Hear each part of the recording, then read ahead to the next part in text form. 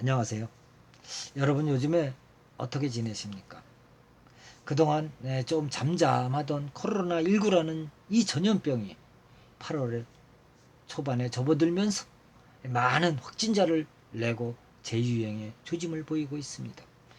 하루에도 수백 명씩 확진자가 나오는 마당에 우리는 정신적인 스트레스가 많이 쌓이고 있죠. 여러분 어쨌든 건강에 주의하시고 이 코로나라는 전염병에 걸리지 않도록 항상 조심하게 생활하시기를 바라겠습니다. 앞으로 이 전염병은 뭐 꾸준히 우리가 노력하면 언제고 없어지고 소멸될 것이라고 믿고 있습니다. 이것 또한 이 어려운 시기도 분명히 지나갈 것입니다. 여러분 항상 그때까지 건강을 조심하시고 유념하시고 방역에 최선을 다해 희망을 갖는 삶을 살아가시기 바라겠습니다.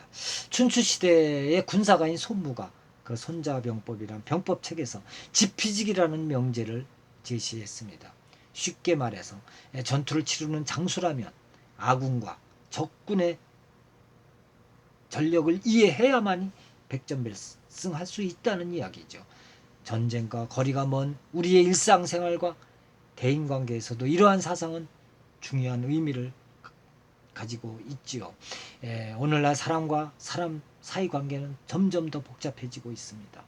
이러한 상황 속에서 리더라면 다양한 계층의 다양한 구성원과 관계를 형성하게 되므로 상대의 마음을 제대로 알 줄 아는 그 지피의 경지에 올라야만 하는 거 아니겠습니까? 그래야만 좀 더 원활하게 소통할 수 있을 뿐만 아니라 예상 목표를 손쉽게 달성할 수 있다는 것이죠.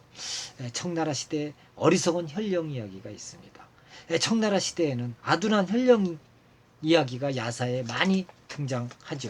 청나라 시절 이제 막 벼슬길에 오른 어느 신출내기 관리가 어떤 마을의 현령으로 부임하는 데서부터 이야기는 시작됩니다.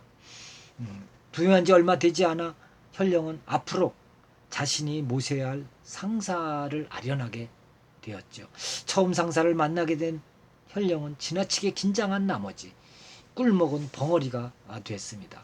뭘 어떻게 해야 할지, 어떻게 화제를 이끌어야 할지 머릿속이 하얗게 변했죠. 얼마의 시간이 지났을까? 더 이상 머뭇거려서는 안 되겠다는 생각에 현령은 용기 있게 머리를 들고 입을 열었습니다. 조남이 어떻게 되십니까? 그 말에 상사는 크게 놀랐지만 애써 침착함을 유지하며 이름을 알려주었습니다. 상사의 대답에 현령은 머리를 숙인 채 한참 동안 무언가를 생각하는 듯 했습니다.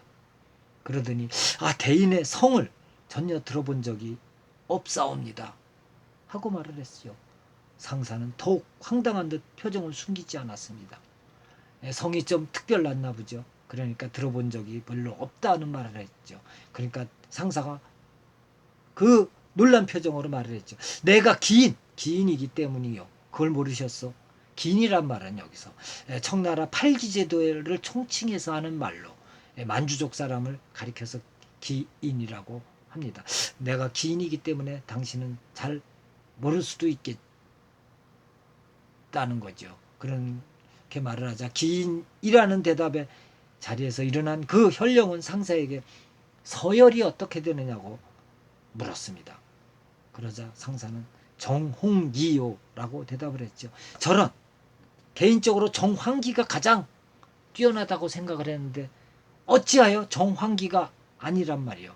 그러니까 정홍기와 정황기 서열이 틀린가 보죠. 정황기가 더 높은데 왜 낮은 정홍기냐고 이 현령은 말을 했던 거죠. 지금껏 현령의 무례함을 가만히 참고 있던 상사도 더 이상 화를 참지 못하고 차가운 표정을 지으며 입을 열었습니다. 그럼 자네 고향은 어디신가? 그러자 현령이 말했죠. 광서입니다. 그러자 상사가 자리를 벌떡 일어나며 고함을 질렀습니다. 아니 광동 사람이 최고건을 어찌하여 자네는 광동에서 태어나지 않고 광서에서 태어났나? 깜짝 놀란 현령이 얼굴을 들자 노기에 얼굴이 붉게 물든 상사의 모습이 보였습니다.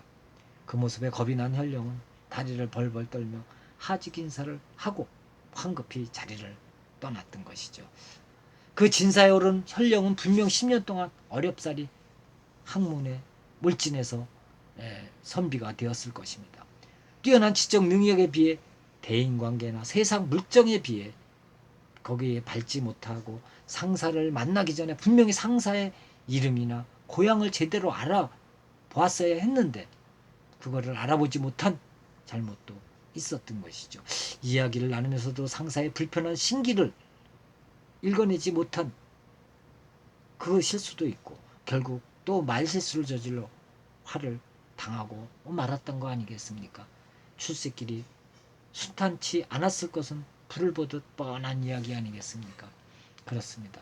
진작 상대를 확실히 신원 파악을 하고 고향과 이름 이 정도는 기본적으로 그 사람 성격까지도 알고 그 사람을 대한다면 이러한 실수 없이 그 사람과 대인관계는 아주 순탄했을 것인데 이런 이야기가 있습니다. 여러분이 사람을 만날 때 상대를 알아보고 상대를 이해할 수 있는 그런 마음을 가지면서 삶을 살아간다면 보다 더 지혜로운 삶이 되지 않을까 그렇게 생각이 듭니다. 감사합니다.